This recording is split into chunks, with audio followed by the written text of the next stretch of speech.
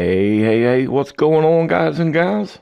I know it's been a minute or two since my last video, but you know, sooner or later, you just run out of things to make videos on. But on this particular video right here, I'm going to show you something that can only be done with Wing Edit. You cannot do this from the touch screen on the Wing Rack. Now, I don't know about the other consoles. Myself, I use the Wing Rack, but this is the scenario. You've got your group recorded, and you're playing it back through your computer, just like I'm doing here, using my USB inputs. So if we come up to routing here and we go to our inputs, you can see everything coming through right here on the USB. Now let's say that I get to the gig, or I'm at the sanctuary, and I want to change these inputs from the USB to my AES-50 B port. But I don't want to have to go through and redo all these Scribble strips. I want to keep all of these the same. So what you do is you come up to routing here, and you're going to come over here to the actual fader. Now here I'm on main, and this is my USB input. You can see them here. But I want to switch these over to my B port.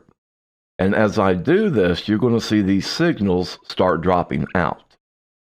Okay, and that's what I'm going to do right here. So I've got the +1 up here. I've got it unlocked here. I've got the +1 auto here. So all I got to do now is just click these over. Watch those signals start dropping out. And there we go. I've kept the Scribble strips. Everything's the same, and if you notice right up here at the top, the copy customization is channel to the source. So that's what I'm copying. I'm copying this channel, or these channels, to the new source. Now, if I had the sources named, and I wanted to copy them, then I would choose this one. This would copy my source now to the actual channels. You can't do this on the Wing. You cannot do this from the faceplate of the rack. Now I'm going to come up here and I'm going to go back to the library. I'm going to load this again. And there it is. Now if we come back up to the routing here, we're right where we were. And now I'm going to do this from the faceplate and watch what happens. You're going to see over here where the Scribble strip is labeled. It's going to sit there and just go blank B1, blank B2, blank B3. I've got the same settings, channel to the source. Watch what happens. I'm going to engage the +1 as you just saw it pop up.